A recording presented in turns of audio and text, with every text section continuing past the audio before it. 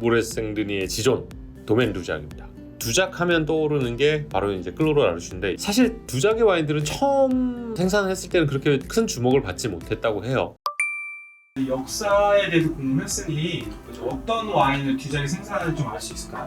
그랑크루부터 제가 먼저 소개를 해드릴게요. 가장 먼저 소개해드릴 포도밭은 로마네 생비방입니다. 로마네 생비방 같은 경우에는 이제 전체 면적이 9.43헥타 정도 되는데 두작은 0.16헥타를 소유하고 있어요. 아주 작게. 그렇죠.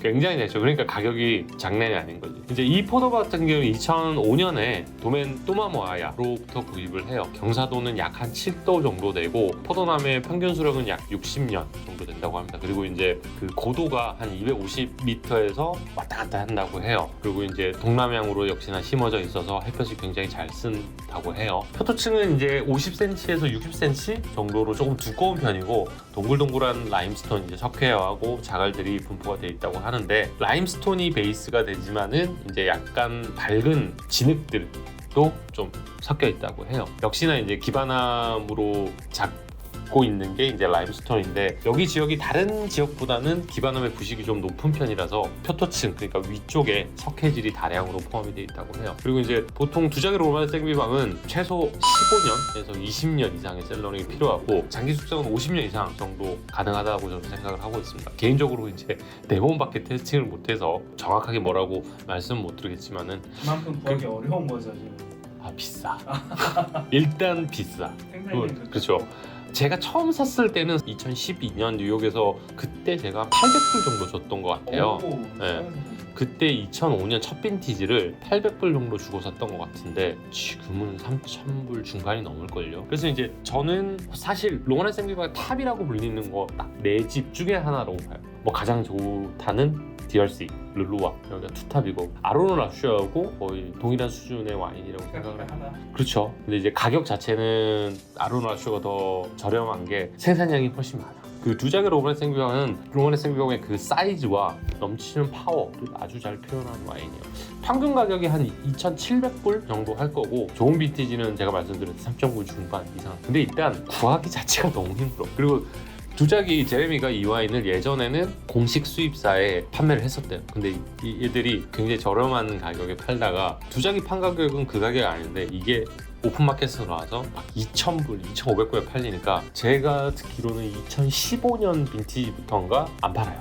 본인들이 옥션 마켓에 직접 갖다 팔거나 옥션에? 네, 옥션에 직접 무슨 행사가 있거나 뭐 라플러라든지 특별한 행사가 있을 때 한두 번 기부를 한다던가 그런 식으로 판매를 하지 지금은 전혀 판매를 하고 있지 않다고. 그러니까 그것도 똑같은 거죠. 예를 들어서 우리 샤브 형님, 장루이 샤브의 꾸베카스능이 2009년 이후에 만들었어요. 2010년도 만들었고 출시를 안 하잖아.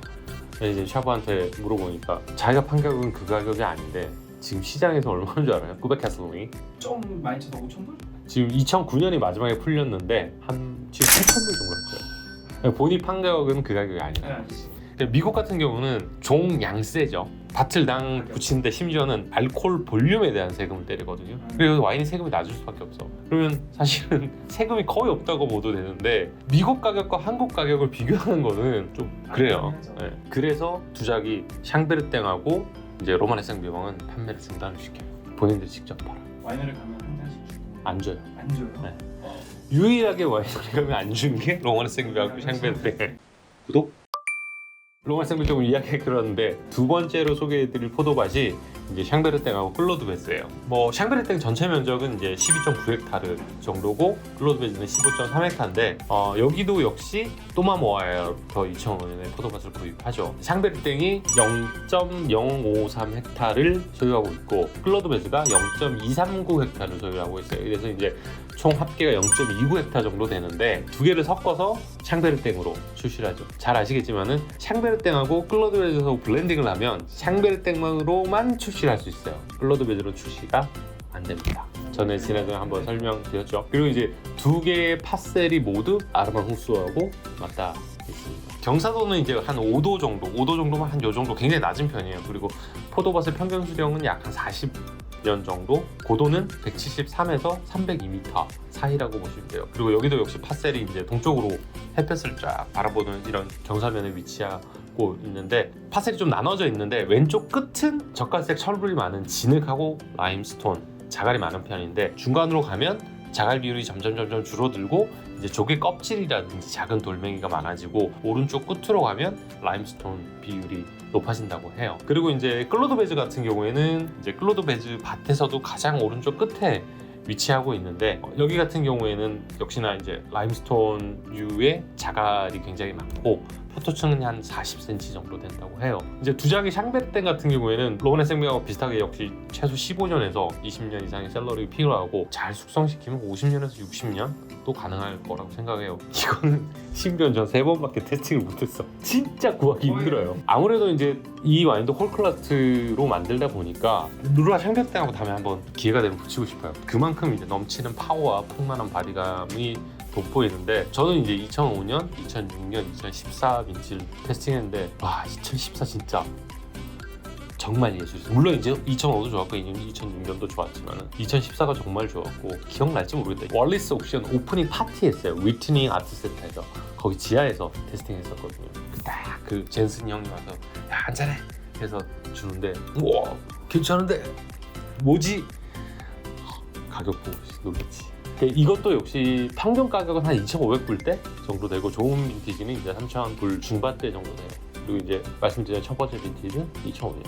다음 그리고 다음 소개해드릴 밭이 이제 본마예요. 본마는 전체 면적이 15.05헥타 정도 되고 두작은 0.58헥타를 소유하고 있습니다. 그리고 이제 모래생드린 파트에 위치하고 있고 포도나무의 평균 수령은 30년 정도 돼요. 그래서 두작의 본마르는 본마르가 지닌 우아함과 파워 거기에 이제 굉장히 뛰어난 밸런스까지 지니고 있어서 저도 매년 구입을 하고 있고 빈티지에 따라서 최소 15년 정도의 숙성이 필요하고 역시 50년 이상 자기 숙성한 와인들을 생산하고 있어요. 뭐 이거 같은 경우에는 85, 90, 96, 99, 01, 02, 05, 06, 0809, 10, 12, 14, 15, 16, 17, 18 총 17개를 테스팅을 했는데 잭스세스 그러니까 아버지가 만든 거 중에는 8590이 가장 좋았고 여기 아마 있을걸? 네, 여기 있네요.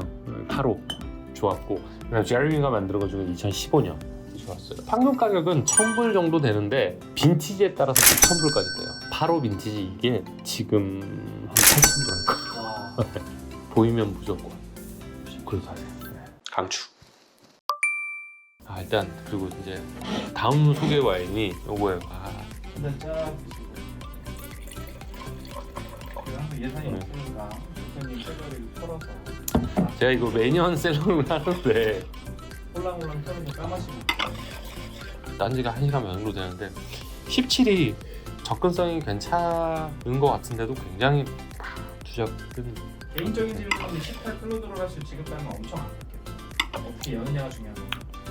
왜 지금 따고 싶어요? 나 그냥 궁금했어. 내 생일날 따주면 내가 설명해줄게. 아니 같이 테스팅 했잖아 저하고 2018년 2018년이 굉장히 더운 빈티지고 SXT가 모자란 빈티지인데 사실 두작은 제가 보고 접근성이 17보다 더 좋아. 지금 오늘 17 이거 테스팅했는데 18이 뭐 계속 편한 것 같은데.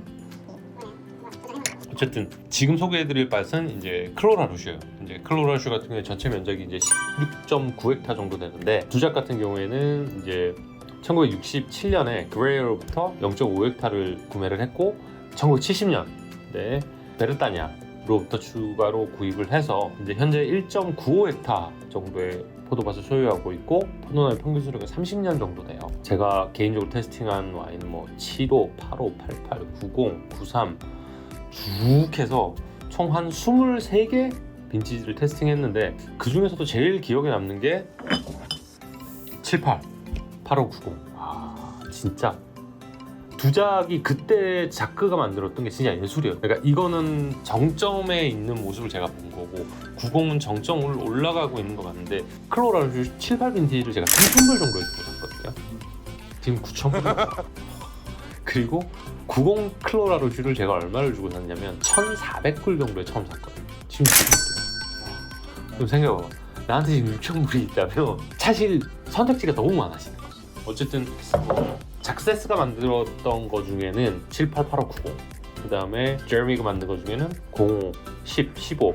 두작이 이제 클로라루슈의 특유의 이제 파워와 스케일 같은 것도 아주 좋은 편이고 저도 뭐 우리 이 작가님 아시겠지만 매년 셀러링 하고 있죠. 그리고 이제 2세대인 제레미로 넘어오면서 홀클러스트 비율을 점점 줄이고 있고 뉴요크 비율도 줄이면서 이제 접근성이 좋은 스타일로 와인을 만든 거죠. 우리 작가님 이제 2018년 같이 먹었잖아요. 근데 접근성이 생각보다는 상관없죠. 저는 사실상 잘 알겠지만 디켄터 사용을 그렇게 좋아하는 편이 아니라서 저라면 뱃속에서 수정을 해야겠지. 아침에 열어놓고 저녁에 마시는 건 그게 좋겠는데 그렇다고 해서 크게 변화를 주진 않을 거예요. 근데 뭐 먹고 싶으면 따야지 뭐 그런 게 어딨어.